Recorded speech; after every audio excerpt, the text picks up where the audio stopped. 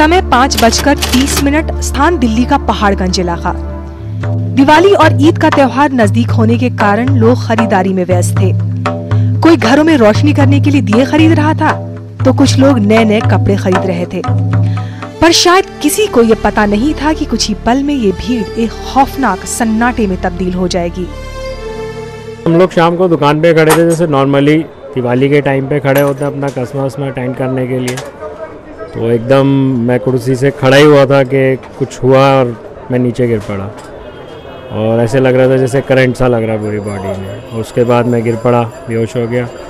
जब मेरे को होश आया था तो सारा सामान मेरे ऊपर पड़ा हुआ था और मैं उसके नीचे दबा हुआ था। नफरत के सौदागरों ने अपने नापाक मंसूबों से दहशत का वो खेल खेला जिसमें कई मासूमों की जान चली गई। किसी ने अपने भाई बहन को खोया तो किसी ने अपने माँ बाप को। लेकिन कुछ लोग ऐसे भी थे जो संकट की इस घड़ी में अपना फर्ज नहीं भूले। हमारी जो 2 लड़की हैं, इन्हों के बहुत चोट आई है।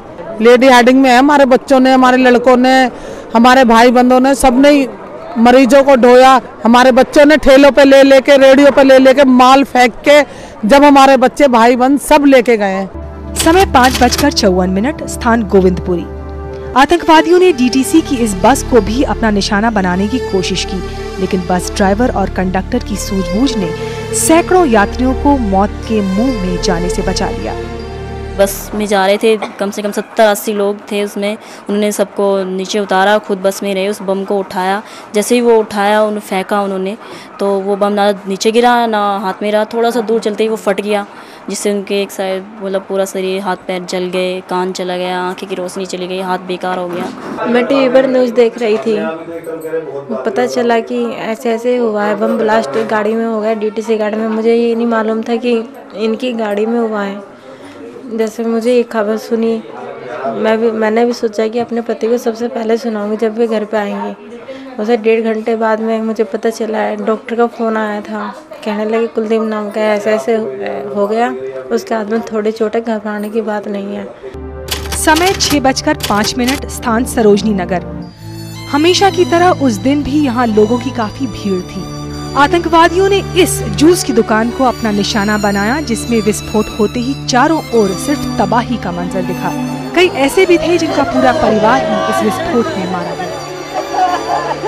3 बच्चे, 2 लेडीज इंजर्ड थे परसों, और एक की कल डेथ हो गई है, कंचन चौधरी की, जो 26 साल की थी, जिन पे सारा घर डिपेंड था।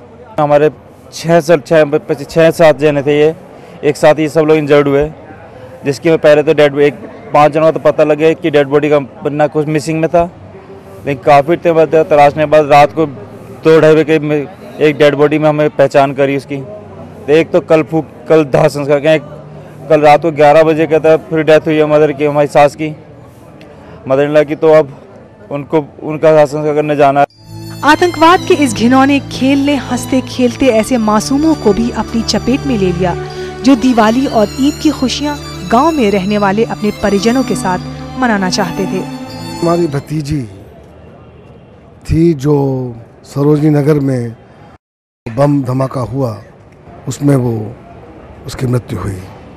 उस दिन अपनी माँ के पास लखनऊ जाने वाली थी, शाम को लखनऊ मेल से, और जब सुबह वो लखनऊ नहीं पहुँची, अपने मित्र के साथ जाने वाली थी, तो वहाँ माँ को और जो उसके चाचा वहाँ थे उन सबको परेशानी हुई। और जब ढूंढना शुरू किया तो करीब शाम को ये पता चलना शुरू हुआ कि उसका जो लास्ट कॉल थी 5:21 पर सरोजनी नगर इलाके से ही हुई थी। इस हादसे में अपने खो चुके परिजनों की आस में कई बार ऐसे मंजर भी देखने को मिले जब एक ही शव पर 2 लोगों ने अपना हक जताया।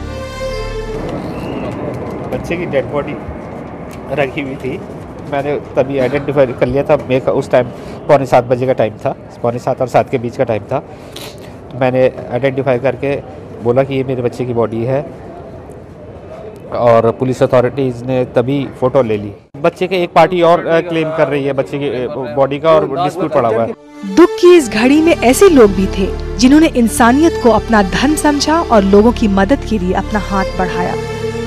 ये चीथड़े कल जोड़े हैं और वो हुए घायल हुए हैं, तो उन लोगों के लिए हम खून भी नहीं दान कर सकते, तो क्या कर सकते हैं इसका भी। ये उन्हीं आतंकवादियों में से एक की तस्वीर है जिन्होंने कुछ पल के लिए लोगों के बीच दहशत फैलाने की कोशिश की।